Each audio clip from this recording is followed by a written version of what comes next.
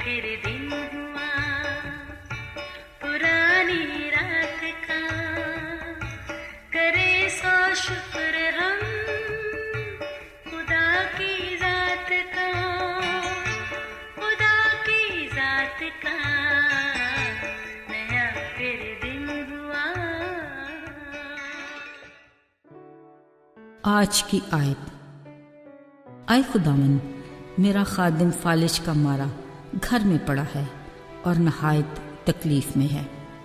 मत्ती 8 बाब 6 आयत। अजीज़ो, इब्तदाई अयाम में आदम और हवा का खूबसूरत घर बागी अदन था, मगर बाद में उनको नाफरमानी की सज़ा देकर यहाँ से निकाला गया।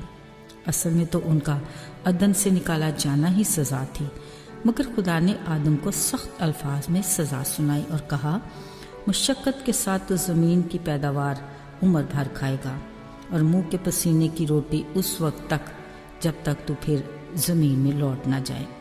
खैर, बात तो आज भी वही है, मगर गुज़रते वक्त के साथ नोयत बदल गई। साइंस और टेक्नोलॉजी ने ज़िंदगी को सहल बना दिया कि बस हर काम में एक बटन दबाने का तकल्लुफ़ रह गया है, मगर मेहनत मशक्क़त जिनकी किस्मत में है वो आज भी बरकरार है। खुदा की नज़र में तो इंसानियत का मयार एक ही है, मगर इंसान की बुनियादी ज़रूरत रुपया पैसा ही इनमें तफरीक की वजह बनी। माज़रत के साथ आज अगर हम हर घर में ज़रा झांक कर देखें तो हर घर में ज़िंदगी की अपनी अनोखी दास्तान है। रोज़मर्रा ज़िंदगी के बहुत से कामों में मशीन हमारे ग़ुलाम, बाकी वो मजबूर लाचार ज़रूरतमंद ग़ुलाम जिनको हम अपने घर में मुलाजिम कहकर रखते हैं। बावजूद हम उनसे ज़्यादा ज़रूरतमंद हैं, मगर उनकी खिदमत के बदले में हम जो उनसे सलूक करते हैं, मारे खौफ के इंसानियत भी मुँह छुपा लेती है। अजीज़ों, रुपए पैसे का सुरूर इंसान को हवाओं में ऊपर उठाए उनके कद को तो वक्ती तौर पर बढ़ाए रखता है, मगर जब गरूर को नीचे पटका जाता है तो मत पूछिए क्या हालत होती है। गर्ज क्या क्या किस्से हैं हम इंसानों के। उधर यीशु को देख लीजिए, अपनी ज़मीनी खिदमत में उनका हर तरह और हर तबके के इंसान से ताल्लुक़ वास्ता रहा, जिसको उन्होंने बड़े तरीके सलीके से निभाया। आज यीशु की मुलाकात फ़ौज के एक सूबेदार से हुई जो अपने फालिज ज़दा खादिम की शिफा की शफात करने आया था। यीशु ने कहा, मैं जाकर उसे शिफा दूंगा, मगर उसने नहायत मुअद्दबाना तरीके से कहा, ए उस्ताद, तो ज़ुबान ही से कह दे तो मेरा खादम शिफा पा जाएगा। यीशु उसके ईमान के इस मियार को देखकर बोले, मैंने इसराइल में ऐसा ईमान नहीं देखा। अगरचे वो खुद फ़ौज में एक आला बाइख्तियार ओहदे पर था, मगर यहाँ उसने यीशु की कुदरत, इलाही इख्तियार और अल्फाज की क़ुव्वत का एतराफ़ किया। यीशु ने सूबेदार का अपने खादम के लिए हमदर्दी और रहमदिली का जज्बा भी देखा। उन्होंने उससे कहा, जा, तेरा खादिम तेरे ईमान के मुताबिक शिफा पाए। अजीज़ों, कलाम में लिखा है कि उसने उसी घड़ी शिफा पाई।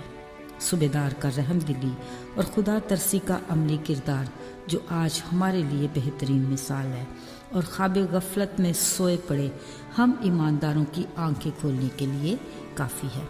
अजीज़ों, वो सूबेदार तो यीशु को जानता भी नहीं था, फिर भी अनजाने में इस ईमान के साथ अपनी मसरूफ़ ज़िंदगी से कुछ वक्त निकाल कर आया कि यीशु सिर्फ कह ही देगा तो मेरा खादम शिफा पा जाएगा। बिलाशुबा खुदा का कलाम मुकम्मल ज़ाब्ता-ए हयात है। हमारी ज़िंदगी का कोई भी पहलू ऐसा नहीं जहाँ कलाम खामोश है। ज़रा सोचिए, अगर हम सूबेदार की जगह होते तो हमारा अपने फालिज ज़दा खादम के साथ क्या रवैया होता, या अभी के दौर में हमारा अपने खिदमत गुजारों के साथ कैसा सलूक होता है। याद रहे, अदल व इंसाफ वाला खुदा किसी के साथ ना इंसाफ़ी को किसी तरह गवारा नहीं करता। लिहाजा हमें जवाबदेही के लिए हर पल तैयार रहना है। अजीज़ों, किसी वक्त फुर्सत के लम्हात में अपनी सोचों की हदूद को वसी करें। हमारे आसपास रिश्तेदारों और जाने अनजाने लोगों में बहुत से रूहानी फालिज का शिकार होकर मुसीबत में पड़े हैं।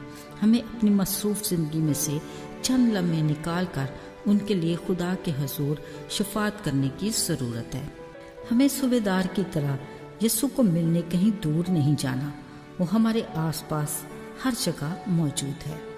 عزیزو، بطور ایماندار ہم جو اس کے لوگ، اس کے بیٹے بیٹیاں ہیں، ہمارا فرض ہے کہ ہم اپنے کاموں اور عملی محبت سے اس کی گواہی دیں۔ ایسا نہ ہو کہ پورب و پچھم سے لوگ آ کر آسمانی ضیافت میں شریک ہو جائیں اور ہم جو ایمان کا دعویٰ کرتے ہیں اپنے ایمان میں مردہ ہونے کے بعد باہر اندھیرے میں پڑے رہ جائیں۔ عزیزو، آئیے دعا کرتے ہیں۔ بحر و بار کے خالق و مالک، تیرا شکر ہو کہ تو زندہ خدا ہے اور ہر جگہ موجود ہے۔ ہمارے اخلاق و کردار کو اپنی مرضی کے مطابق ڈھال اور ہمیں اپنے ہم مزاج بنا، تاکہ ہم تیری گواہی دے کر بہت سی زندگیوں کو تیری طرف مائل کر سکیں۔ یسوع کے نام سے مانگی دعا تیرے حضور قبول ہو، آمین۔